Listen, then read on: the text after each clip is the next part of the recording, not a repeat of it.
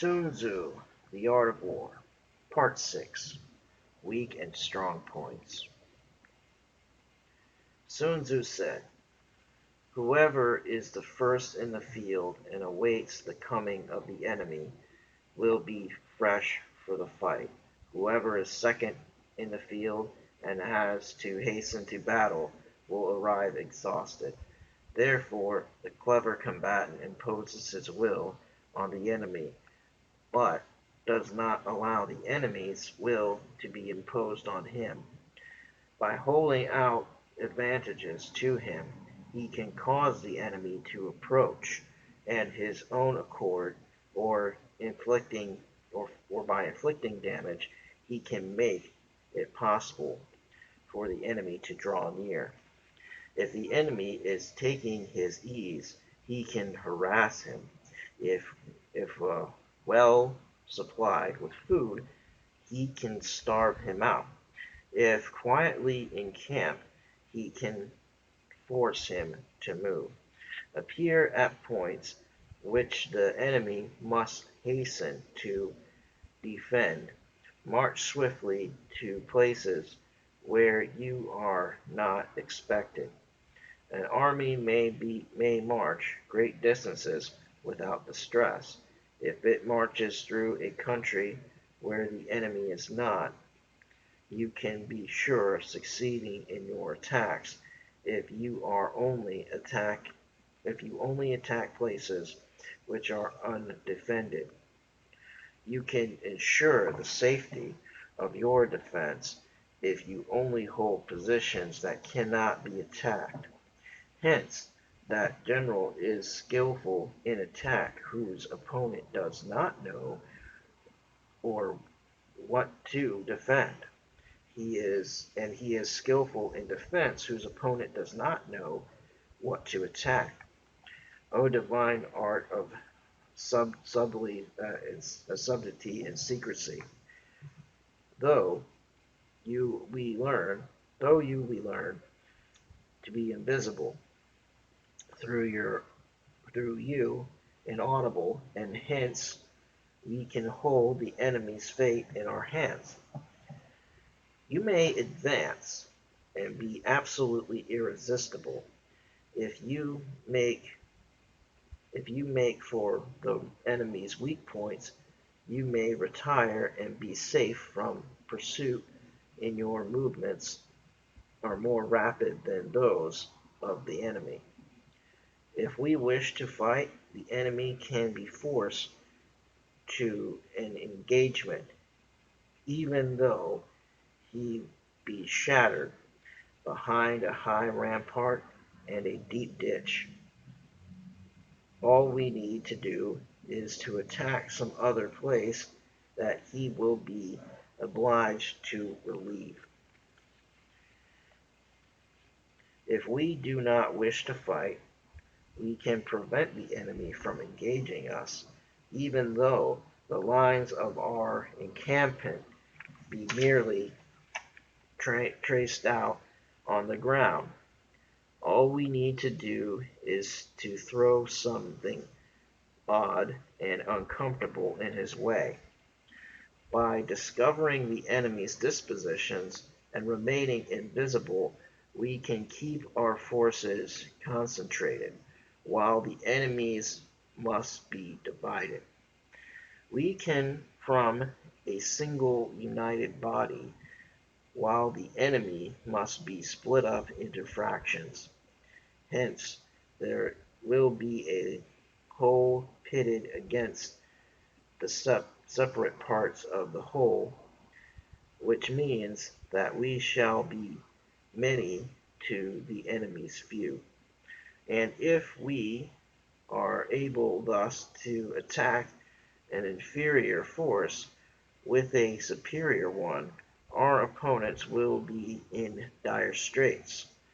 The spot where we intended to fight must not be made known, for the enemy will have to prepare against a possible attack at several different points, and his forces being thus distributed in many directions, the numbers we will have to face at any given point will be proportionately few. For should the enemy strengthen his van, we will weaken his rear.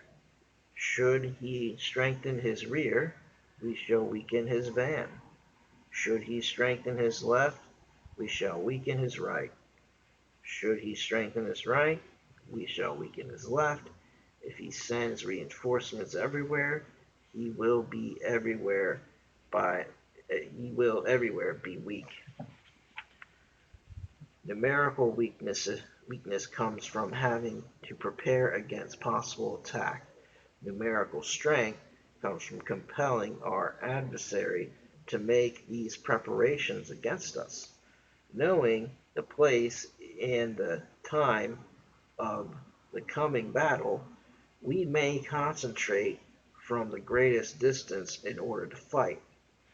But if neither time nor place be known, then the left wing will be impotent to secure the right wing, the right equally impotent to secure the left, the van unable to relieve the rear, or the rear to support the van. How much more so if the furthest proportions of any army are anything under 100 li apart, and even the nearest are separated by several li.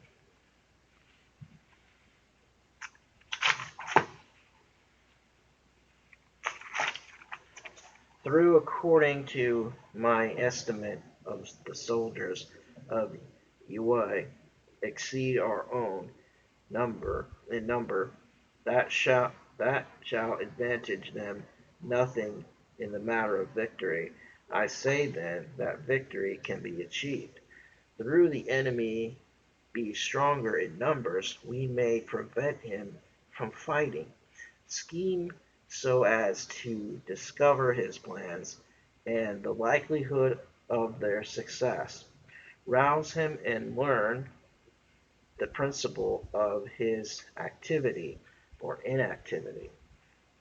Force him to reveal himself so as to find out his vulnerable spots. Carefully compare the opposing army with your own, so that you may know where the strength is superabundant and where it is deficient. In making tactical dispositions, the highest pitch you can attain is to conceal them. Conceal your dispositions, and you will be safe from the prying of the subtlest spies, from the machinations of the wisest brains. How victory may be produced from them out of the enemy's own tactics. That is what the multitude can't comprehend. All men can see the tactics whereby I conquer, but what none can see is the strategy out of which victory is evolved. Do not repeat the tactics which have gained you one victory, but let your methods be regulated by the infinite variety of circumstances. Military tactics are like unto water. For water, it is natural course runs away from the high places and hastens downwards. So in war, the way is to avoid what is strong and to strike at what is weak. Water shapes its course according to the nature of the ground over which it flows. The soldier works out his victory in relation to the foe whom he is facing. Therefore, just as water retains no constant shape, so in warfare there are no constant conditions. The five elements, water, fire, wood, metal, earth, are not always equally predominant. The four seasons make way for each other in turn. There are short days and long. The moon has its periods of waning and waxing. He can modify his tactics in relation to his opponent, and thereby succeed in winning, may be called a heaven-born captain.